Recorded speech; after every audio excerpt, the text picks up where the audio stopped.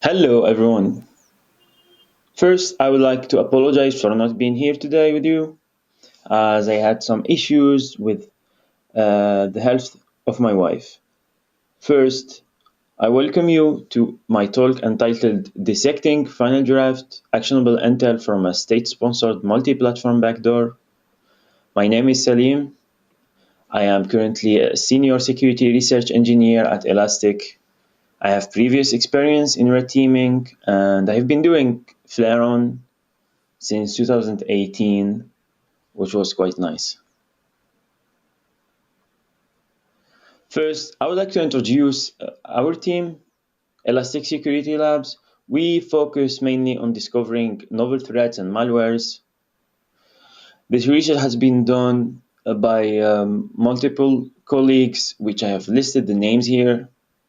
So big kudos to them.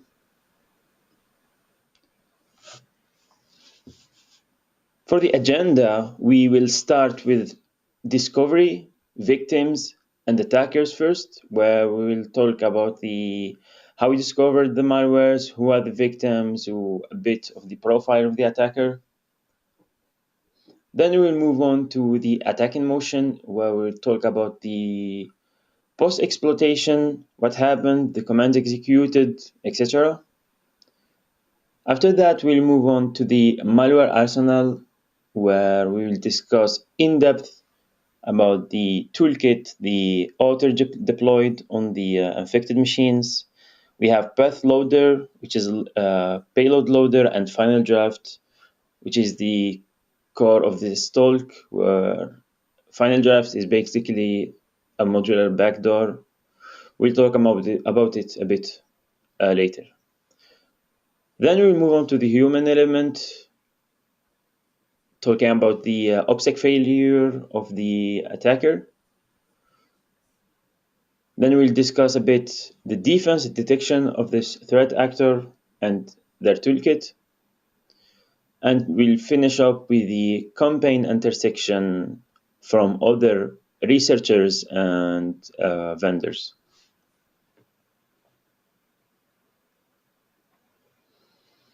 So, discovery, victims, and attackers. We have discovered this attack around November 2024. We've published the first research in February 2025. We have published two blog posts about it. The first one is about purely malware analysis, and the second one is a campaign analysis. So how did we discover this intrusion? Basically, we have seen suspicious use of certutil that was downloading files from a lateral movement commands, as we can see in the screenshot.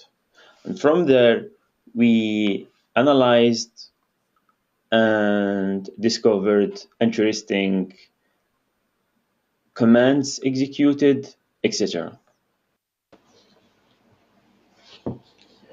Regarding the victim, we've seen that the attacker targeted a South American entity, and later we also discovered that they targeted an Asian entity. And we know that because of an OPSEC failure they made. Next, we think the attacker is sophisticated and also armed with a custom multi-platform malware arsenal that they deploy on every infected machine. The key aspects of this research, first, is the malware we entitled Final Draft. It's a custom multi-platform modular backdoor that abuses Microsoft Graph API for its C2 communication through draft emails, which made the name Final Draft. It abuses uncommon lolbin for fileless execution, and as we said, they had a weak OPSEC that exposed their operation.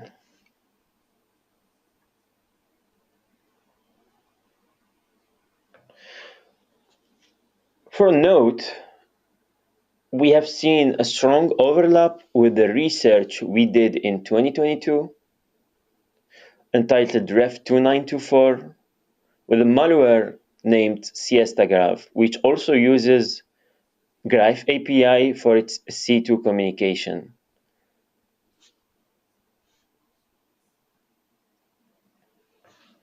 Regarding the OPSEC failure, we were able to uncover more than what we had.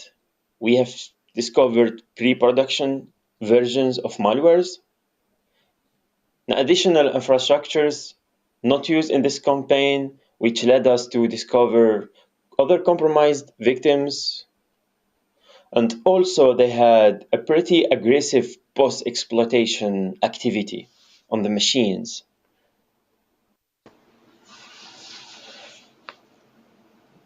For the timeline, we have seen that they have registered two interesting domains, Checkpoint and Autodiscover, that hosted shellcodes and malwares around mid-2022. The first version of PathLoader that we found on the internet was around early 2023. A malware we entitled GUIDloader was uploaded around mid-2023. We will discuss more about GUIDloader later. We have seen other domains that were used on the campaign targeting the South American entity around late 2023. The first version of FINALDRAFT and the ELF version was around late 2025. And we have, like we said, observed the first intrusion around late 2024. Currently, we are still ongoing with tracking this malicious actor. We have seen new development of a toolkit that heavily use code obfuscation and some techniques, example direct syscall with the stack spoofing, that we didn't see in the previous malwares.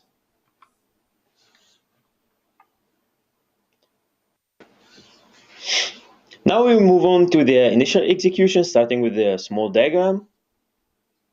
As we can see, the first process in the chain is winrs-host.exe, which is a result of a remote command execution from machine A to machine B using WinRM, which is a built-in Windows feature.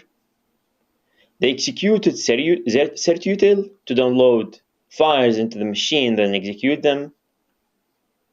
They downloaded from drvhost.exe and the config file.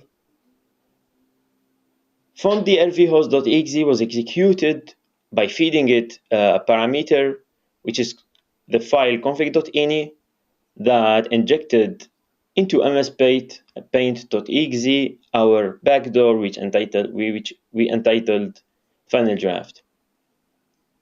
For the post-exploitation, we have seen them execute a lot of commands, starting with some connectivity check to known services like Windows, like Microsoft. We've seen them doing a lot of enumeration and credential harvesting and persistence.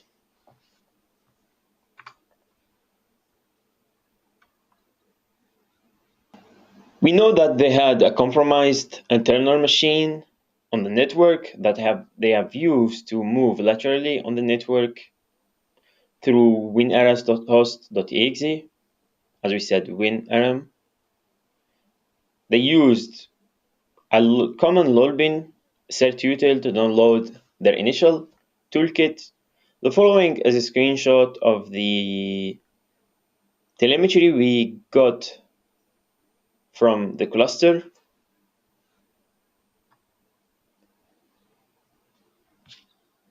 We have seen a lot of behavioral firing after their post-exploitation, as we can see in the graph, in the following graph.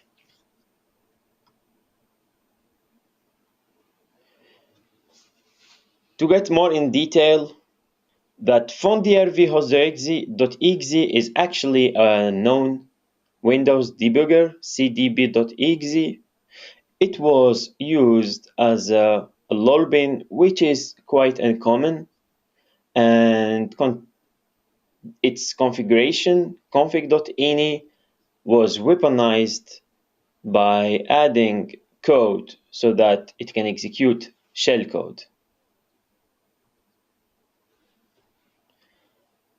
The debugger cdb.exe injects into mspaint or conhost.exe.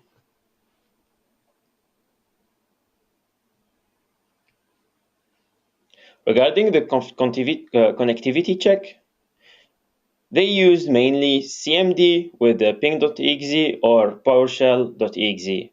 We've seen them trying to connect to Microsoft.com, Google.com, and other services.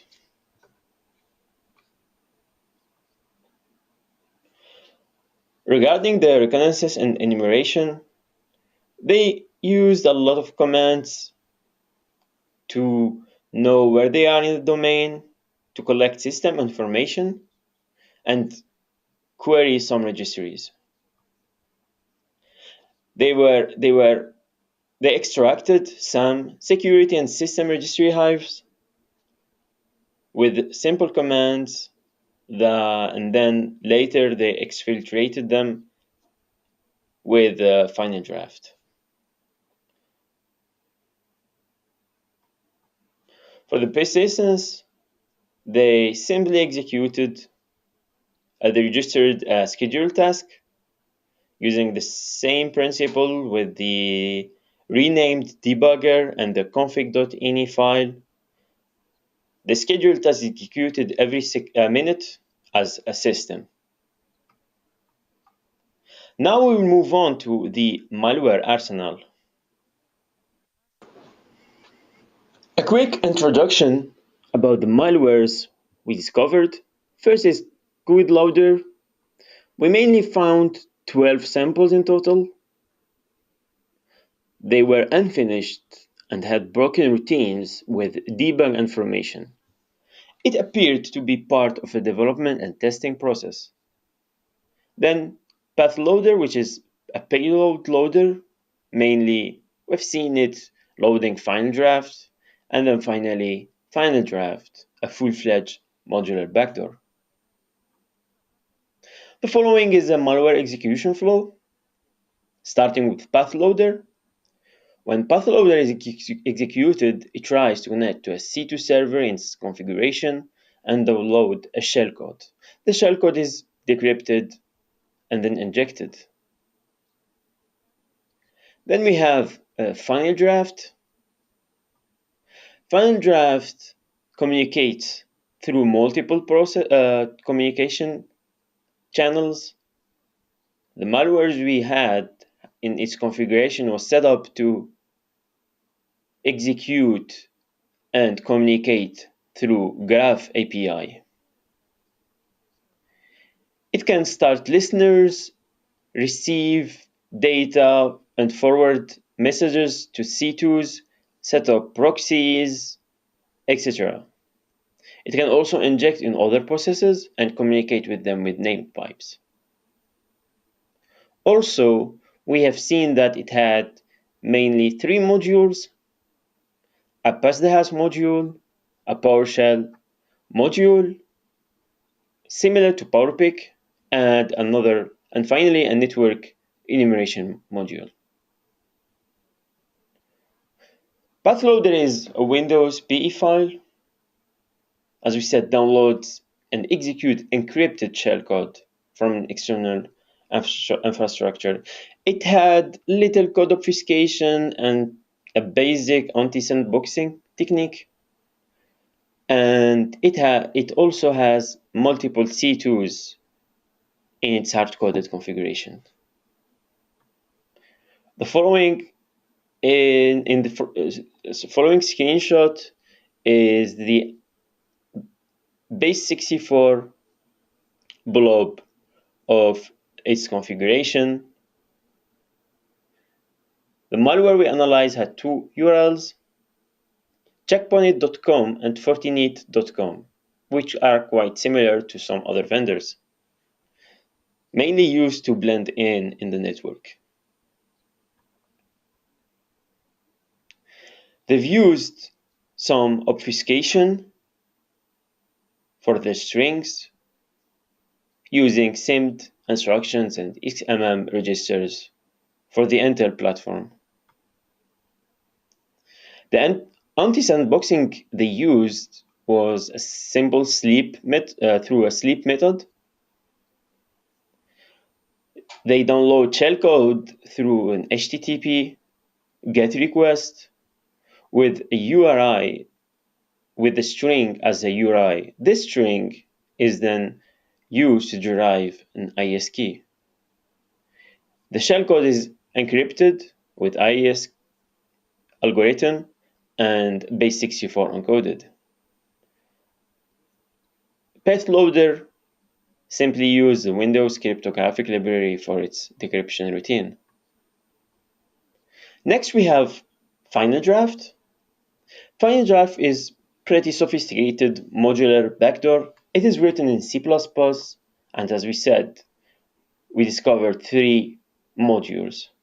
It focuses on data exfiltration and process injection and has multiple communication protocols, including through Microsoft Graph API. It features 44 distinct commands, has a Linux variant with distinctive feature, and for note, we discovered pre-production sample of the same family that we'll talk about more later.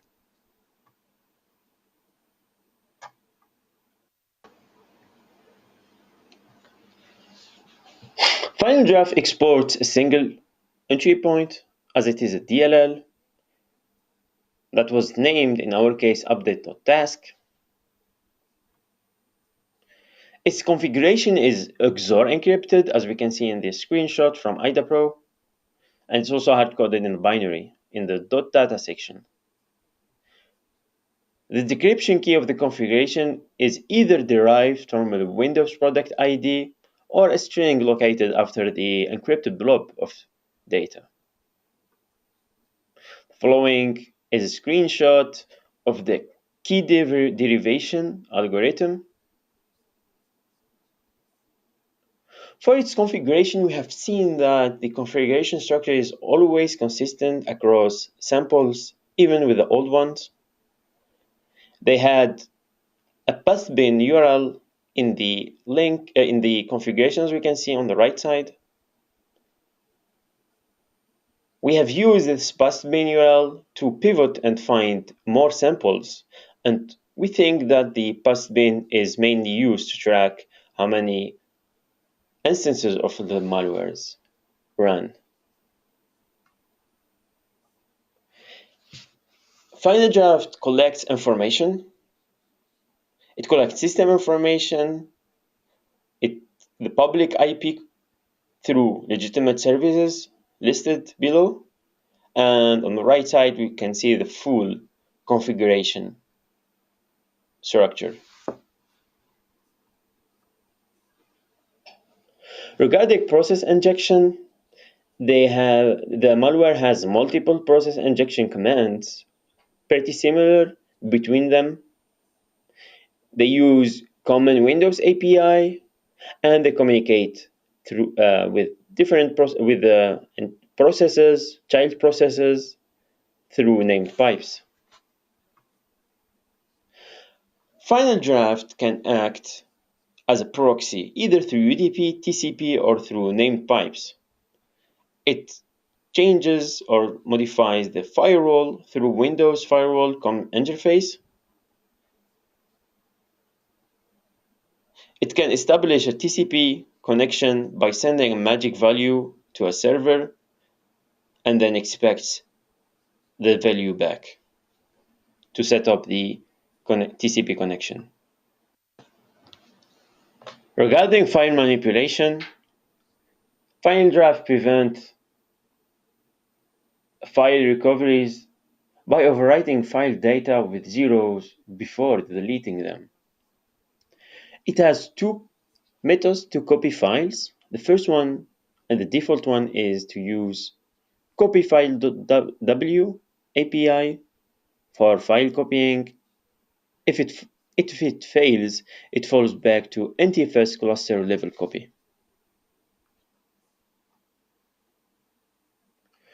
For the communication protocols, it supports a range of protocols.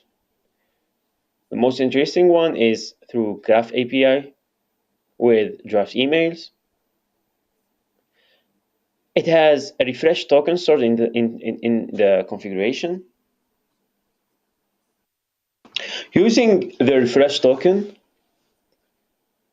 it gets the Graph API token and stores it in one of the following registries.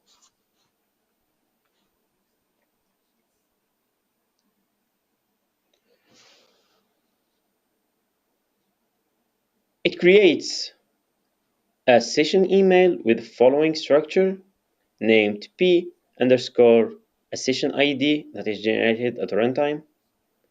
The content is base64.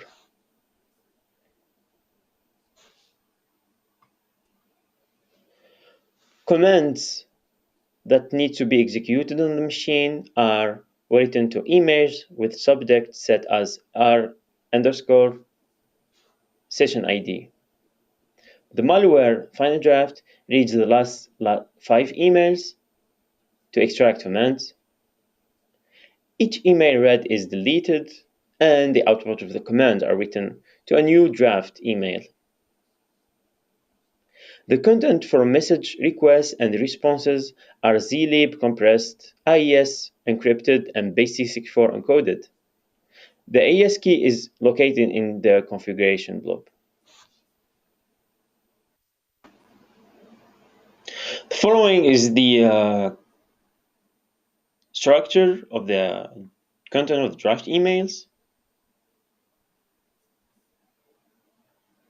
Now we can discuss about the communication protocol visually. First, FINALDRAFT requests a new access token with the refresh token that is stored in the configuration. Microsoft Services send the access token to FINALDRAFT and stores it in a registry. FINALDRAFT then creates a session draft email with the subject p underscore session ID. It then query for commands. It looks for draft email with the subject r underscore session ID. When read, it deletes them. After the commands are executed, the output is written back as a draft email, but this time with the subject p underscore session ID. As we said, FINALDRAFT has in total 44 commands. For following, I've listed some of the commands. As we can see, it has commands set up for networking, like setting up proxies, listening, binding, etc. Commands to deal with files, example downloading and uploading. And we can see that it can create process, terminate process, and multiple process injection commands. We observed several additional modules loaded through do process injection send output exe command, a network enumeration module named ipconfig.x64.dll, a PowerShell execution module similar to PowerPick named psloader.x64.dll, and a patch the hash toolkit named pnt.x64.dll. These modules are injected directly in memory and wrapped with SRDI shellcode to reflectively load the DLLs in memory. It communicates with these modules through named pipes, and interestingly, before execution, a password is checked. If the password is not given or it's wrong, the module won't execute.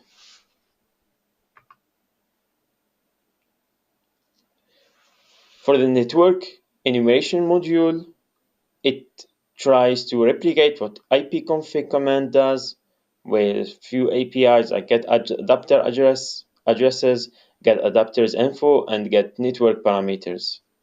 The following is the named pipe used.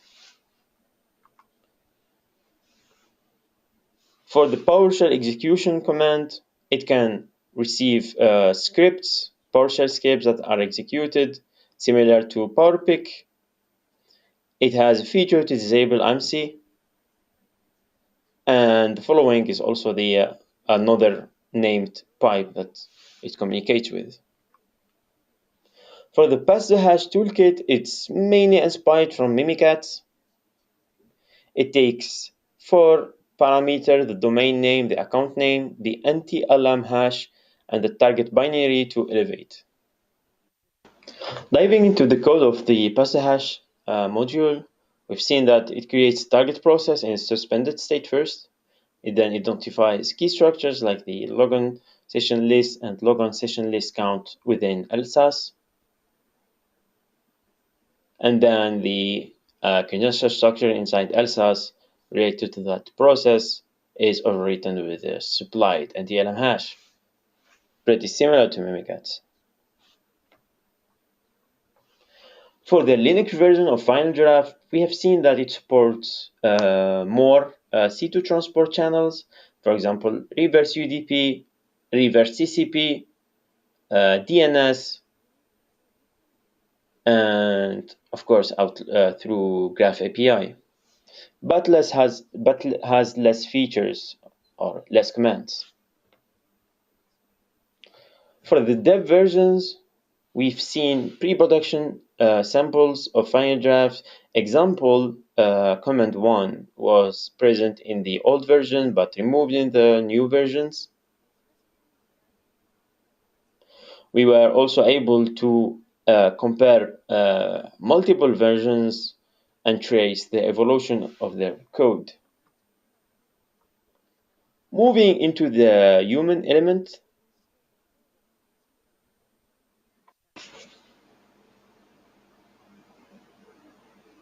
because of their poor OPSEC, we're able to identify a lot of domains, example VMware and Hobbiter, which led us to find additional victims in Asian entity. Their testing and pre-production malwares that leaked in the internet helped with understanding the logic and the advancement in their toolkit. And their post-exploitation activity triggered multiple behavior detection and helped also to create more rules. For the defense and detection, we can look for certutil.exe that downloads files from untrusted sources, can monitor for the Windows debugger cdb.exe being launched by non-developer processes.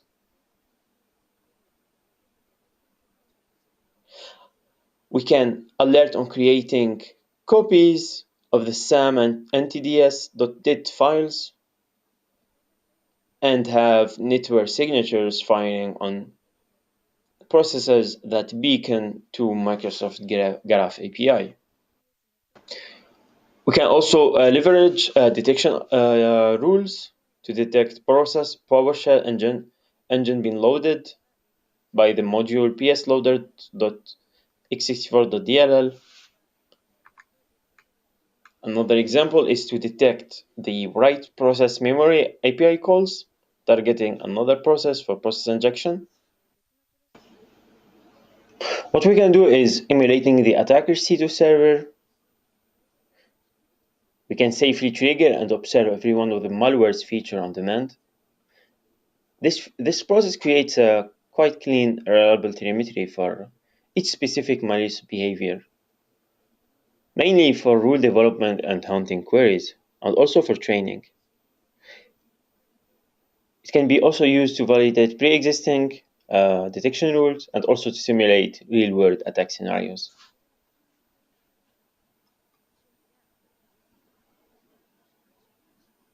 Following is the diamond diagram we created for this research that summarize the victim, the infrastructure, the adversary, and the capability of the adversary.